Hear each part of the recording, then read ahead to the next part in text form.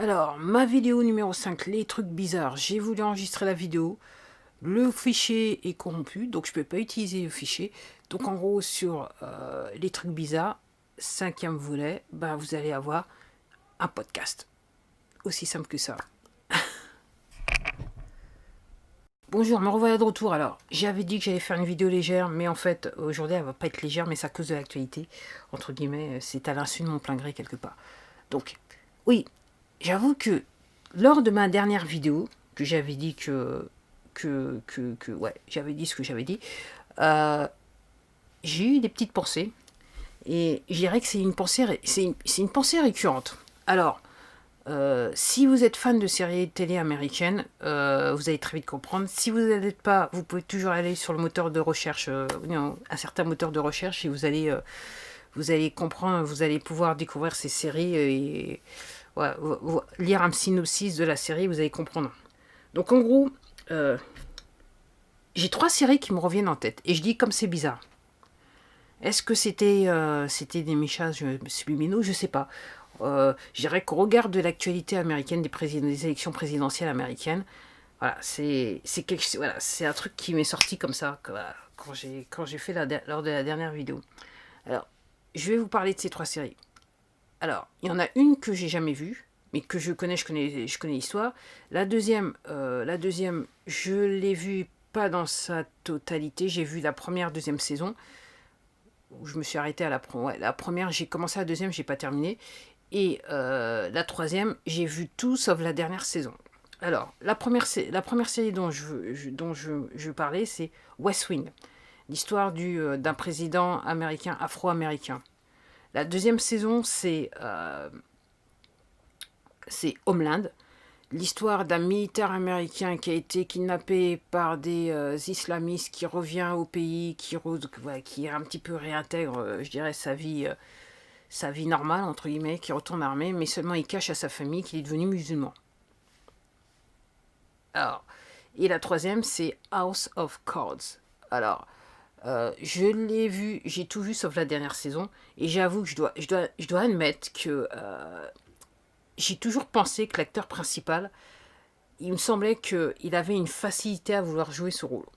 Je ne peux pas me l'exprimer, je peux pas, voilà, je peux pas dire autrement. La première fois, et quelque part, c'est peut-être même pour ça que j'ai regardé, je dirais, les cinq saisons, et je dirais que la sixième, bon bah voilà, et entre temps, il s'est passé des trucs dans sa vie personnelle qui font que la sixième, elle a un petit peu été mise, enfin, ouais, ça a pas rendu service à la série. Alors, si vous êtes fan de ces séries ou si vous avez vu ces séries, vous allez comprendre ce que je dis. Et si vous faites un petit guillemet, un parallèle assez étrange avec l'actualité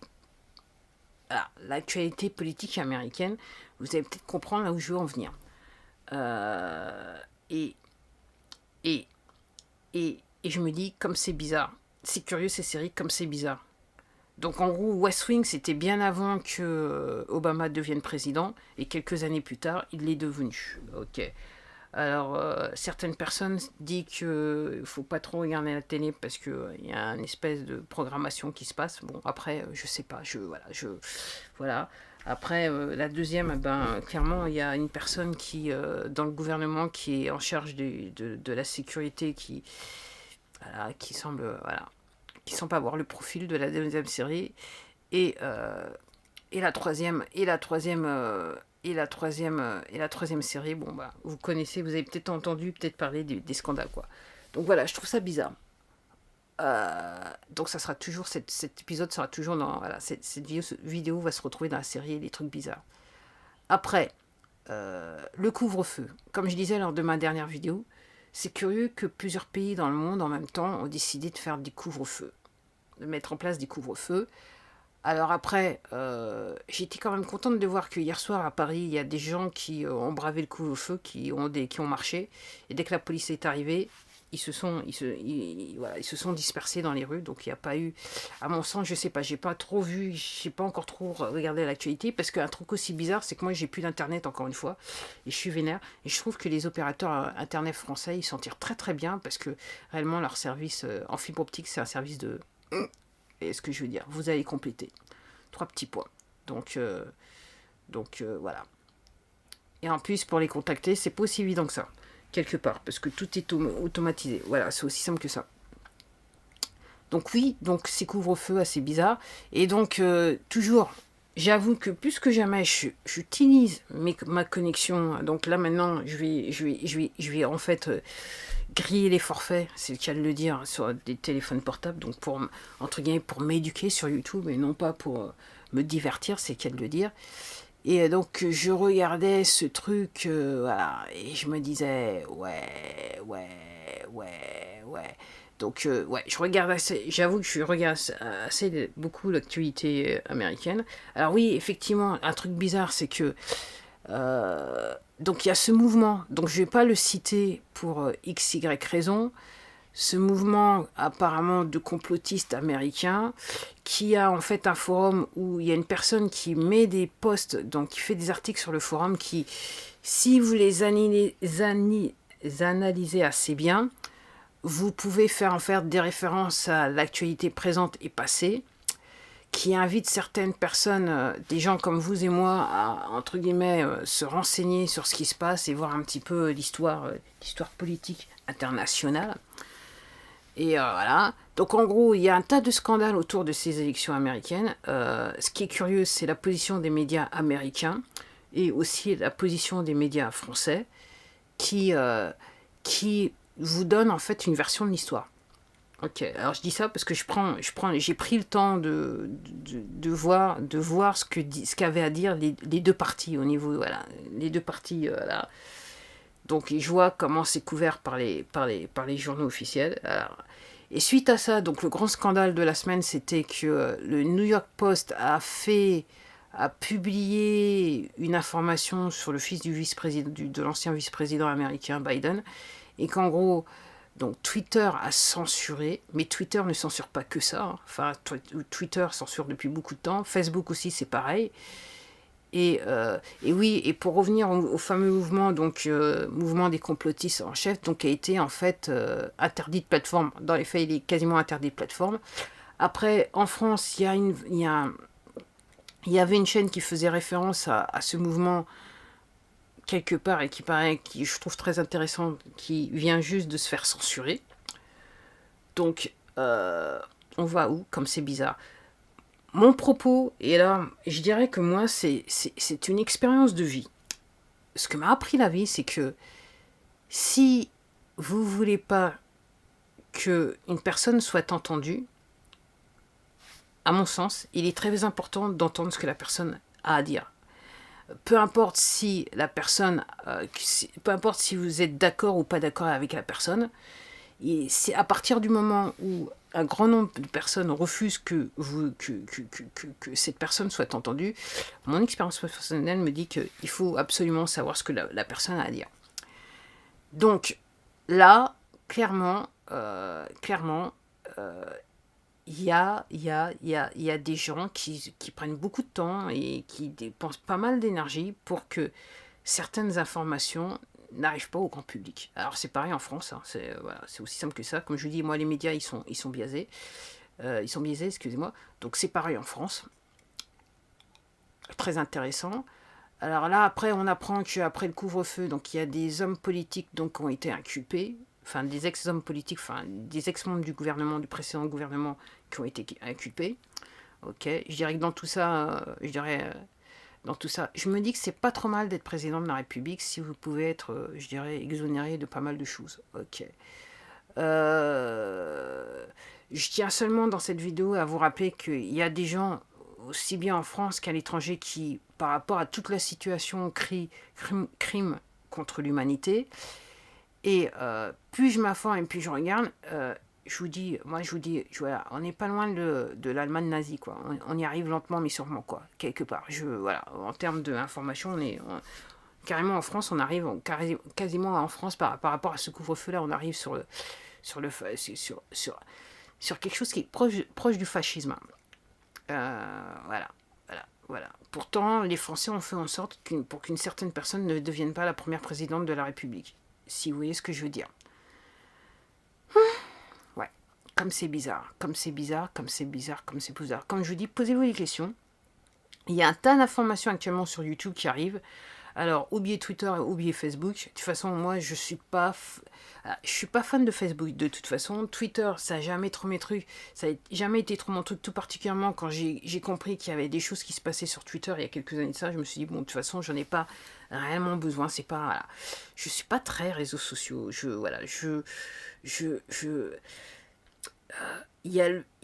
vois à travers ces plateformes, je vois le bien. Je vois le bon côté des choses et le mauvais côté des choses, et je ne m'arrête pas sur le mauvais côté des choses, et je ne suis pas fascinée par le mauvais côté des choses. Donc, je suis intéressée par ces plateformes, si elles me donnent la possibilité d'avoir accès à une information dont j'ai besoin. Après, par rapport à ça, voilà. Après, je dirais que c'est bien par rapport, si je parle à ma musique, c'est vrai que c'est bien d'être présent sur ces plateformes, mais pour tout vous dire, je dirais que si vous ne faites pas certaines choses qui, à mon sens, remettent en question mon côté éthique et moral, je vois mal comment vous pouvez développer votre nombre d'abonnés. Ok. Après, tout repose à ce moment-là sur votre charisme, que je n'ai peut-être pas et que je l'accepte. De toute façon, voilà, entre guillemets, je suis... même si au début je pensais que j'étais là pour ça, en fait je me rends compte que je suis pas là pour ça. Donc en gros c'est très très bien quelque part. Donc oui, profitez encore. Enfin, vu que la censure devient de plus en plus dure. Alors apparemment le gouvernement, donc les PDG de CEO de Twitter, Jack Dorsey et Mark Zuckerberg, vont être convoqués devant une commission parlementaire des États-Unis qui doit demander. Donc, en gros, ils vont le voir. On leur a demandé d'amener toute la liste des personnes qu'ils ont censurées à ce jour. Alors, c'est pareil sur YouTube. C'est ce que j'étais en train de vous dire il y a quelques minutes, parce que une de mes chaînes préférées, c'était Les Décodeurs, vient de se faire censurer cette semaine. Donc, en gros, c'est tout un razzmatazz si on veut regarder leurs vidéos. Et comme par hasard,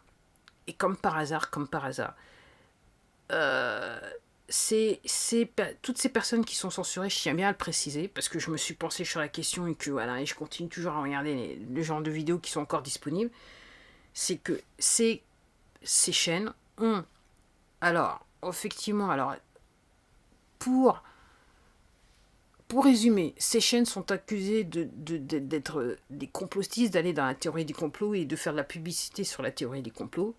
Après, moi, ce que je tiens à vous dire, c'est que toutes ces personnes qui sont censurées, elles vont à l'encontre d'une narrative qui nous est, entre guillemets, insufflée au quotidien depuis, je dirais, le début de l'année, et tout particulièrement depuis qu'on est passé en confinement en France et en quarantaine dans d'autres pays, parce que ça s'appelle la quarantaine dans d'autres pays. Donc en gros, même si c'était pas une quarantaine. Bon. Et là maintenant, on est au couvre-feu. Ok. Et la 5G est bien arrivée en France, et la 5G est en train de se faire déployer, être en train d'être déployée, je n'en doute pas. Et posez-vous une question, profitez encore. Alors, j'espère réellement que ceux que un certain groupe de personnes avaient prévu pour, je dirais, pour l'ensemble de la population mondiale, j'espère sincèrement que, vu que il y a certaines personnes qui se réveillent, comme moi, de reste, j'espère que effectivement le plan va être avorté. Ok, j'espère sincèrement qu'il n'est pas encore trop tard, parce que tout simplement, ok, on peut pas censurer les gens. Les gens se font censurer, on peut pas les censurer. Et je me dis que dans ce plan, parce que clairement, je suis convaincue que ce plan maintenant il existe bien. Je pense que je pense que les personnes qui sont à la tête de chaîne n'avaient pas prévu que la télé n'allait pas jouer le rôle qu'elle avait eu l'habitude de jouer dans le passé, et je pense que ces personnes n'ont pas réalisé que peut-être ont sous-estimé quelque part le rôle des réseaux sociaux et le rôle d'Internet, en sachant que je pense que ces personnes pensaient que l'ensemble de la population mondiale était tellement dosée que juste obliger les gens à rester chez eux était assez. Seulement, ils n'ont pas pensé que les gens auraient le temps de faire ce qu'ils aiment faire de toute façon, ce qu'on leur a appris à faire de toute façon, c'est-à-dire surfer sur Internet, regarder les réseaux sociaux, aller sur YouTube, regarder des vidéos. Et ils n'ont pas pensé que ça allait, entre guillemets, jouer un effet adverse par rapport à ce qu'ils avaient planifié. Voilà ce que je pense, et je sais que je ne suis pas la seule à le penser.